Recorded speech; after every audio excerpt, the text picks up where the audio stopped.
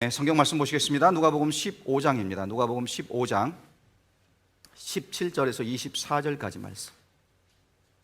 누가복음 15장 17절에서 우리 24절까지 말씀 우리 한 절씩 교독하겠습니다.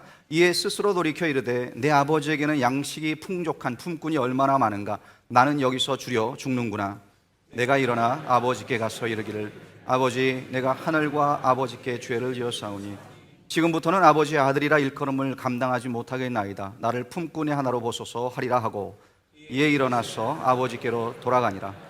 아직도 거리가 먼데 아버지가 그를 보고 치긴히 여겨 목을 안고 입을 맞추니 아들이 이르되 아버지, 내가 하늘과 아버지께 죄를 지었사오니 지금부터는 아버지의 아들이라 일컬음을 감당하지 못하겠나이다 하나 아버지는 종들에게 이르되 제일 좋은 옷을 내어다가 입히고 손에 가락지를 끼우고 발에 신을 신기라. 그리고 살찐 송아지를 끌어다가 잡으라. 우리가 먹고 즐기자. 이 내 아들은 죽었다가 다시 살아났으며 내가 잃었다가 다시 얻었노라 하니 그들이 즐거워하더라. 아멘. 옆에 분에게 이렇게 한번 인사하겠습니다. 우리는 한 가족입니다.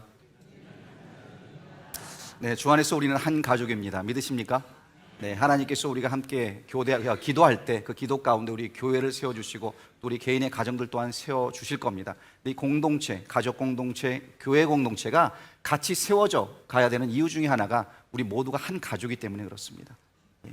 같은 집에 살지 않아도 한 가족이라는 거 여러분들 마음에 새기시기를 간절히 부탁드립니다. 네, 우리 주변에는요 참 이 마음의 아픔과 또 상처를 갖고 살아가는 분들이 많이 계십니다. 겉으로는 표현은 하지 못하지만 그 아픔을 마음속에 꾹 품고 살다가 그 아픔이 또 더 큰 상처로 발전하는 그런 모습들도 우리가 보게 됩니다. 사실 사람이라면 누구나 다 이 아픔과 상처가 있다라고 말할 수 있습니다. 아담이 범죄한 이후로부터 인간들은요 서로에게 상처를 주고 또 상처받는 그 일을 멈추지 않으며 매일매일 살아가고 있습니다. 이 상처에는 몇 가지 특징이 있는 것 같아요. 제일 먼저 이 작은 일 때문에 우리는 상처를 받습니다. 여러분들 부부싸움 하시죠? 네, 부부싸움 안 하시나요? 네.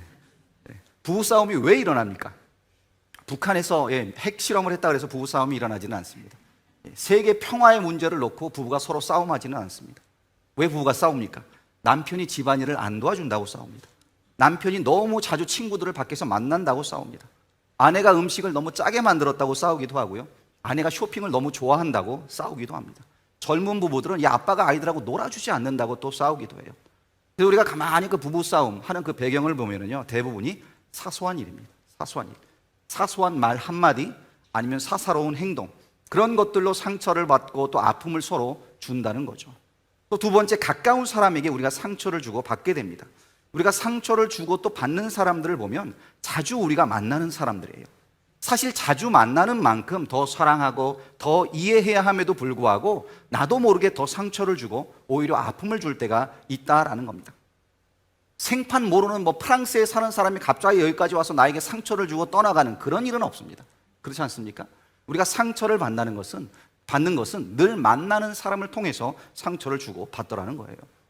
세 번째로, 누구에게나 상처가 있습니다. 상처가 없는 사람은 아무도 없습니다. 목사인 저에게도 상처가 있고 우리 장로님들께도 상처가 있고 또 하나님을 예배하고 있는 우리 모두에게 가지고 있는 상처가 있다라는 거예요. 안 그렇습니까? 옆에 분에게 한번 물어보세요. 상처와 아픔이 있으시죠? 네, 없다고 말은 하지만 그 안에 있습니다. 네. 왜 우리에게 상처가 없겠습니까? 단지 우리가 그 상처를 드러내지 않으려고 안간 힘을 쓰면서 사는 것 뿐입니다. 그래서 이제 그런 경우가 여러분들도 아마 경험한 적이 있으실 거예요. 내 생각과 행동을 나도 이해할 수 없었던 그런 때가 아마 있으실 겁니다. 내가 왜 이렇게 생각을 하지? 내가 왜 이렇게 행동을 하지? 아마 나도 잘 모르겠는 것 같은 그런 행동을 하신 경험이 있으실 겁니다.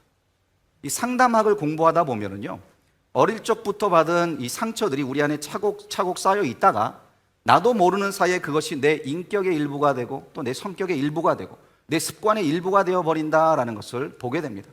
그래서 그것이 어떤 상황을 만나면 우리의 행동으로, 태도로, 말투로 표현되어 나온다는 거예요. 내가 거절받았다는 그 아픔이 상처로 남고, 내가 배신당했다는 그 아픔이 또 상처로 남고, 내가 무시를 당했다는 그 아픔도 상처로 남아서 마치 시간이 흐르면 이 나무가 자기 안에 그 나무태를 만들어 가듯이 우리 안에도 이런 상처들이 하나하나 쌓여져 가기 시작을 한다는 거죠. 그렇게 쌓여진 상처로 인해서 다른 이에게 상처를 주고 또 내가 먼저 아픔을 당할까 두려워서 먼저 남에게 아픔을 주는 그런 모습을 가지고 살아간다는 거예요.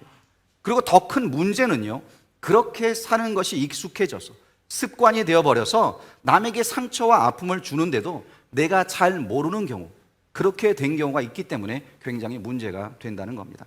그래서 보면은요, 이 상처를 주는 사람도 자신에게 아픔이 있기 때문에 상처를 주고 또 이 상처를 받은 사람은 다른 누군가에게 또 상처를 주게 되는 그런 악순환이 우리 인간관계 가운데 계속 되풀이되기도 한다는 겁니다. 그래서 여러분, 우리가 이 상처를 그냥 쌓아두면은요, 나도 모르는 사이에 이것이 불쑥불쑥 튀어나올 때가 있다는 거예요. 그래서 뭐 내 마음에 들지 않는 상황이나 뭐 내가 듣기 힘든 그런 어떤 어려운 말을 들었을 때 참지 못하고 절제하지 못하고 그냥 그 자리에서 폭발해버리는 그런 모습을 보이기도 한다는 겁니다. 심한 욕설이 입에서 튀어나옵니다. 뭐 주먹이 먼저 나가기도 합니다. 주변에 물건을 때려 부수기도 하고요. 시간이 지나면 후회할 일들, 그런 일들을 참지 못하고 그냥 하게 되는 참 부끄러운 모습을 보일 때도 있다라는 거예요. 물론 우리는 상처 없이 살 수는 없습니다. 그렇다고 그 상처를 그냥 묻어두어서도 안 되는 겁니다. 이 상처를 치유받을 수 있어야 하고요, 아픔을 극복할 수 있어야 하고 또 회복을 경험해야 하는 겁니다. 자, 그러면 어떻게 우리는 이 상처로부터 회복할 수 있는 걸까요? 오늘 우리가 읽은 본문은요, 이 아버지의 유산을 들고 집을 나갔던 이 탕자에 대한 이야기입니다. 그렇게 큰 포부를 가지고 집을 떠났지만 정작 이 둘째 아들이 겪게 된 삶의 현실은 실패요, 패망이요, 절망이었습니다. 사실 이 둘째 아들이 아버지에게 자신의 몫의 그 유산을 요구한 것은요, 유대 사회에서는 있을 수 없는 일이었어요. 이것은 마치 그 재산을 차지하기 위해 부모를 죽이는 것과 같은 그런 행동이었기 때문에 그렇습니다. 아버지가 살아계신데도 불구하고 그 살아계신 아버지에게 유산을 요구한다는 것은 이미 아버지는 죽었습니다라고 선언하는 것과 다름이 없기 때문에 그렇다는 거예요. 이렇게 불효막심한 아들이었음에도 불구하고 아버지는 아무 말 없이 그 재산을 나누어 줬습니다. 그렇게 재산을 들고 이 둘째 아들은 아버지로부터 아주 멀리 떠나가 버립니다. 그리고 허랑방탕한 인생을 살면서 자신의 그 재산을 낭비하기 시작한 거예요. 성경에는 그냥 허랑방탕하게 재산을 낭비했다라고만 말씀하고 있는데 아마도 도박을 했거나 아니면 술과 여자에 빠져서 살았을 겁니다. 결국 얼마 되지 않아 그 돈이 다 바닥이 나고 맙니다. 친구들도 그의 곁을 떠나기 시작을 합니다. 엎친 데 덮친 데 격으로 그 나라에 기근이 들어서 먹을 것조차 구할 수 없었습니다. 이 굶주림에 허덕이게 된 것이에요. 다행히 일자리를 하나 얻게 되었는데 그 일자리는 유대인이 부정하게 여기는 그 돼지를 치는 일이었습니다. 도저히 유대인이라면 할 수 없는 그 일을 하면서 아주 바닥까지 떨어진 그런 인생이 된 것입니다. 또 얼마나 배가 고팠던지 돼지가 먹는 그 쥐엄 열매로 배를 채우고자 했다라고, 그러나 그마저도 아무도 그에게 주는 사람이 없었다라고 성경은 말씀합니다. 이렇듯 비참한 자신의 모습을 보면서 이 아들은 절규하기 시작을 합니다. 그래서 17절 뒷부분에 보시면 나는 여기서 주려 죽는구나 라고, 나는 여기서 굶어 죽는구나 라는 이런 절규를 하고 있는 거예요. 자, 저는 이 탕자의 모습을 보면서요, 그가 받았을 마음의 상처에 대해서 한번 생각을 해보았습니다. 자, 물론 그의 상처는 순전히 자기 자신의 잘못으로 인해 받게 된 것입니다. 돈이 있을 땐 사람들이 그 옆에 있었지만 막상 돈이 떨어진 순간 자신을 버리고 떠나간 그 친구들이 원망스러웠을 겁니다. 친구들로부터 배신받았다는 상처, 또 사람들로부터 거절을 당했다는 상처, 그런 상처들이 점점 골이 깊어가며 그에게 절망을 주었을 거예요. 또 이 돼지의 밥을 탐하는 자신의 모습을 보면서 얼마나 서러웠겠습니까? 내 아버지의 집에는 풍족함이 있는데, 종을 부리고 품꾼이 있을 정도로 넉넉함이 있는데, 그런데 여기서 나는 이 돼지의 밥이나 한번 먹어보겠다고 그러고 있는 자신의 모습을 볼 때 얼마나 서럽고 또 괴로웠겠습니까? 이렇게 상처로 얼룩졌던 그의 인생에요, 대반전이 일어나게 됩니다. 회복이 일어나고 치유가 일어나게 된 거예요. 자, 어떻게 이런 일이 가능했겠습니까? 첫 번째로 자신이 죄임을 인정하고 회개할 때 이 회복이 일어나기 시작했습니다. 여러분, 치유의 시작은요, 내가 하나님 앞에 죄인임을 인정하고 회개할 때 시작됩니다. 그래서 18절을 보시면 내가 일어나 아버지께 가서 이르기를 아버지, 내가 하늘과 아버지께 죄를 지었사오니 라고 고백을 합니다. 또 21절에 가서도 아들이 이르되 아버지 내가 하늘과 아버지께 죄를 지었사오니 지금부터는 아버지의 아들이라 일컬음을 감당하지 못하겠나이다 하나. 지금 자신이 죄인이라고 아버지와 하나님께 죄를 지었다고 고백을 하고 있는 거예요. 저는 불효자입니다 라고 그가 인정하고 있는 겁니다. 이렇듯 비참한 지경에 빠지게 된 것은 다 나의 죄 때문에 그렇게 되었다라는 것을 이 친구가 깨달게 된 거죠. 여러분 스스로의 모습을 한번 돌아보시기 바랍니다. 여러분의 모습은 어떻습니까? 내 모습을 온전히 본다는 것이 여러분 무엇을 의미하는지 아십니까? 그것은요, 먼저 나의 죄를 본다는 겁니다. 다른 사람의 죄를 보고 다른 사람을 죄인으로 보는 것이 아니라 먼저 내가 죄인임을 고백하고 하나님 앞에 나의 죄를 인정하는 거예요. 회복을 위한 이 탕자의 첫걸음은 바로 이것이었습니다. 나는 죄인입니다 라는 고백으로부터 시작이 된 것입니다. 결국 무슨 말입니까? 자신이 받고 있는 이 고통과 상처의 원인은 자신의 죄 때문에, 그러니까 아버지의 유산을 내가 먼저 달라고 했고 아버지를 내가 버리고 떠났고 아버지께 내가 먼저 상처를 주었기 때문에 결국은 나의 그 죄 때문에 내가 아픔을 당하고 상처를 입게 되었다라는 거죠. 여러분, 인간의 상처는요, 아담과 하와가 하나님께 죄를 지었기 때문에 시작이 된 겁니다. 우리의 상처도 우리가 하나님으로부터 멀리 떠난 데에서부터 시작이 되는 거예요. 내 마음대로 살겠다고 세상을 사랑하고 세상에서 한번 성공해 보겠다고 하나님을 떠난 것에서부터 이 아픔과 상처가 시작된 겁니다.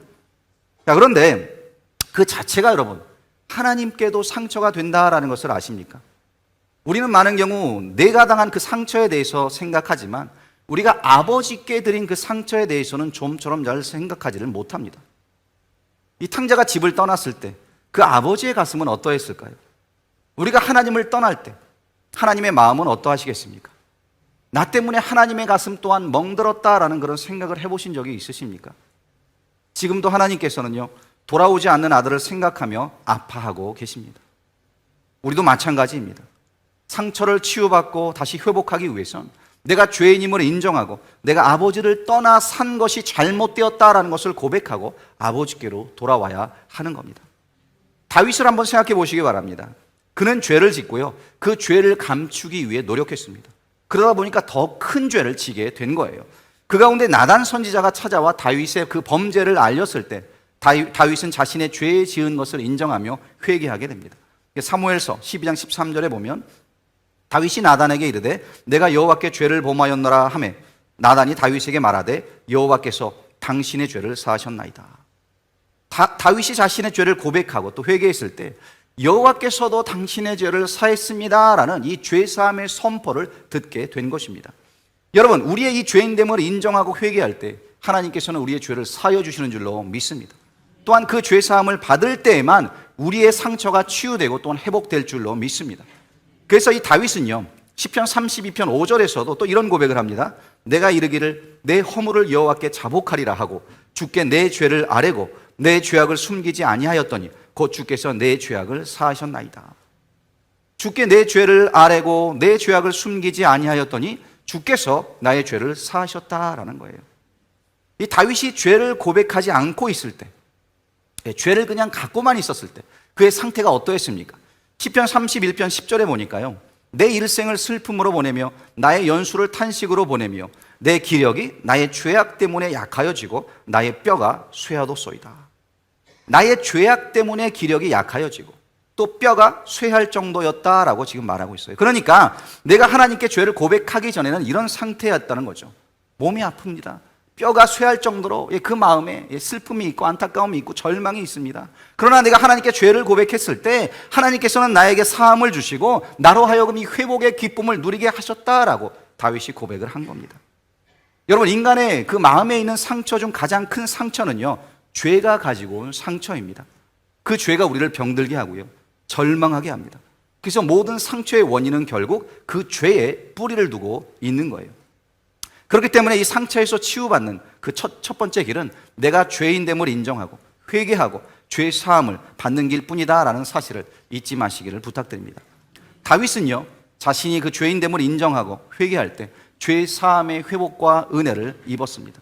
이 탕자 또한 자신이 죄인임을 고백했을 때 회복을 받게 됩니다. 여러분, 우리 또한 내 안에 있는 이 상처와 죄를 주님 앞에 고백할 수 있어야 합니다. 감추지 마시고 주님 앞에 내어 놓으십시오. 그리할 때 예수의 이름으로 상처와 죄가 치유받게 될 줄로 믿습니다. 자, 두 번째로 이 상처를 넘어 치유를 맛보려면은요, 이 아버지의 품에 안겨야 합니다. 20절을 보시면 이에 일어나서 아버지께로 돌아가니라. 아직도 거리가 먼데 아버지가 그를 보고 측은히 여겨 달려가 목을 안고 입을 맞추니. 상처와 아픔으로 고통받던 이 탕자는요, 아버지의 집을 생각했어요. 아버지의 집. 아버지의 집을 생각했다라는 것은 아버지의 그 품을 생각했다는 겁니다. 그리고 아버지의 그 품으로 달려갑니다. 날마다 아들이 애타게 돌아오기를 기다렸던 아버지는 아들이 돌아오는 것을 먼저 알아차리게 됩니다. 그래서 아주 먼 거리에 있었지만 본능적으로 아버지는 알았어요. 자신의 아들이 지금 집으로 돌아오고 있음을 알아본 것입니다. 그래서 그 아들을 바라보는 아버지의 눈, 그 눈은 차가운 질타나 멸시의 눈이 아니라 한없이 불쌍히 여기는 그런 긍휼의 눈이었습니다. 그래서 아버지는 달려갑니다. 그리고 아무 말 없이 그 아들을 꼭 끌어 안아줍니다. 그 가운데 이 아들은요, 아버지의 품에 안겨서 세상에서 가장 포근한 위로와 따뜻한 그런 사랑을 맛보게 된 것입니다. 여러분, 이 프리 허그 캠페인에 대해서 들어보셨는지 모르겠어요. 예. 제 영어 발음이 안 좋은데 이 프리 허그 캠페인, 네. 이 프리 허그 캠페인은요, 이 운동은 2001년 제이슨 헌터라는 사람으로부터 시작이 되었습니다. 이 운동은 이 프리 허그라고 써 있는 이 표지판을 들고 서 있을 때 이 허그라 그러죠. 이 포옹을 받기 원하는 사람들에게 이 허그를 해주는 그런 거기에서 비롯된 그런 운동입니다. 이 캠페인의 취지는 인생에 지치고 힘든 삶을 살아가는 사람들에게 조금이나마 위로를 주자는 그런 취지에서 시작이 되었다고 합니다. 이 캠페인에 참여한 사람들의 고백을 들어보면요, 생각 외로 이 현대를 살아가는 많은 사람들이 지쳐 있고 또 따뜻한 위로를 갈망하며 살고 있다라고 이야기를 합니다. 단지 안아주는 것만으로도 많은 사람들이 힘을 얻고 또 위로를 받는다라는 거예요. 물론 우리 한국 사람들에게는 서로 모르는 사람이 허그를 한다는 것은 익숙한 것이 아닙니다. 한국 문화에서는 좀 어색할 수 있어요. 근데 2004년도에 이 후안만이라는 사람이 그 시드니 호주에서 이 허그 편말을 들고 길에 서 있었어요. 이 사람이 그런 고백을 해요. 자기가 그 편말을 그 표지를 들고 서 있었을 때 뭐 누가 와서 안아달라고 할까 했는데 길에 그것을 딱 들고 서 있는 순간 어떤 사람이 달려오더니 그냥 자신을 팍 안았다는 겁니다. 안으면서 막 서럽게 울기를 시작하더래요. 예. 이 사람이 그 따뜻함을 필요로 했다는 거죠. 그런데 이 허그 테라피라는 책이 있는데요. 허그 테라피라는 책을 쓴 이 캐들린 키딩이라는 이 정신과 의사가 있어요. 이분이 허그의 효과에 대해서 이렇게 설명을 합니다. 기분 전환에 좋고 외로움과 두려움, 불면증과 긴장을 이기게 해주며 자부심과 즐거움과 안정감을 주고 근육을 튼튼하게 하며 욕구 불만이 있는 뚱뚱한 사람에게 식욕을 줄여준다. 이 허그를 하면 아마 살도 빠지는 것 같아요. 네. 그러니까 여러분들 집에서 많이 가족들 안아주세요. 살찐다고 구박하지 말고 남편한테 뱃살 나온다고 저도 요즘 최근 구박을 받는데 오히려 안아주시기를 바랍니다. 그러니까 허그에게는 이런 치유의 효과들이 있다는 거죠. 근데 여러분, 사람들에게 이 허그를 받아도 이런 효과들이 있다면 두려움을 없애주고 불면증을 이기게 해주고 우리에게 이런 위로를 준다면 하나님께서 우리를 안아주신다면 얼마나 좋겠습니까? 그렇지 않습니까? 하나님의 품에 안기시기를 부탁드립니다. 하나님의 품은 어떤 품입니까? 우리를 긍휼히 여기시는 품입니다. 상처를 긍휼히 여기십니다. 우리를 위로하시는 품이라는 겁니다. 그래서 20절 말씀을 다시 보시면 아직도 거리가 먼데도 불구하고 아버지가 그를 보고 측은히 여겼다라고 지금 말씀하고 있어요. 불쌍히 여겼다는 겁니다. 긍휼히 여겼다는 거예요. 그 마음이 바로 우리 하나님 아버지의 마음입니다. 아버지의 마음은 긍휼로 가득 차 계십니다. 여러분, 하나님이 우리를 긍휼히 여기시는 이유가 바로 한 가지죠. 무엇입니까? 우리를 사랑하시기 때문에. 세상에선 아무도 우리를 긍휼히 여겨주지 않지만, 세상은 오히려 우리를 외면하고 우리를 돌봐주지 않지만, 그러나 하나님께서는 우리를 사랑하셔서 오늘도 저와 여러분을 긍휼히 여기시는 줄로 믿습니다. 오늘 우리가 함께 부르는 이 찬송가 405장, 그 405장의 가사처럼 주의 친절한 팔에 안기면 우리의 마음이 바로 평안해지는 겁니다. 긍휼하신 하나님의 그 품에서 평강을 누리시는 여러분들이 되시기를 간절히 바랍니다. 자, 두 번째로 또 하나님의 품은요, 우리의 상처를 아는 품입니다. 탕자의 아버지는 그 아들의 재산을 요구하고 집을 나갔을 때 그 둘째 아들로부터 먼저 마음의 상처를 받았어요. 믿었던 아들로부터 지울 수 없는 그런 아픔을 느끼게 된 겁니다. 그래서 이 아버지는 상처를 아시는 분이세요. 본인이 상처를 아시기 때문에, 그 아픔을 아시기 때문에 상처 입고 돌아온 그 아들을 품을 수 있었던 겁니다. 여러분, 우리 하나님은 또 어떠십니까? 당신의 독생자 예수 그리스도를 십자가에 내어놓으셨습니다. 사람들로부터 조롱을 받고 멸시받고 버림을 받아 결국엔 이 십자가에 달려 죽어야 하는 그런 상처를 겪으셨습니다.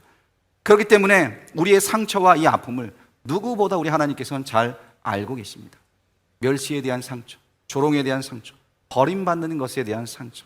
그래서 우리의 이 상처를 어루만져 주시고 치유하여 주신다라는 거예요. 기억하십시오. 하나님께서는 우리를 측인히 여기십니다. 불쌍히 여기십니다. 안아주십니다. 우리를 치유하시고 회복하신다는 겁니다. 그래서 이 하나님의 품에 안길 때에만 우리는 진정 그 상처로부터 치유받을 수 있다라는 사실, 여러분들 기억하시기 바랍니다. 자, 또한 내가 상처받고 아파있던 그 자리에서요, 나 또한 다른 사람의 상처를 끌어안고 위로해 줄 수 있는 그런 도구로 우리가 쓰임을 받아야 합니다. 고린도후서 1장 4절에 보면 사도 바울이 이런 고백을 했어요. 우리의 모든 환난 중에서 우리를 위로하사 우리로 하여금 하나님께 받는 위로로서 모든 환난 중에 있는 자들을 능히 위로하게 하시는 이로다. 환난 중에 하나님의 위로를 내가 경험했기 때문에 나 또한 모든 환난 중에 있는 자들을 능히 위로할 수 있다라고 지금 바울이 고백을 합니다. 상처 입은 치유자라는 책이 있습니다. 헨리 나우엔이 쓴 책인데요, 이 책에서 그가 이런 말을 합니다. 상처가 없어져야 다른 이들을 치유할 수 있는 것이 아니라 상처를 통해, 나약함을 통해 다른 일을 치유하고 섬길 수 있다라고. 그러니까 나한테 있는 이 상처가요, 꼭 부정적인 것만은 아니라는 거예요.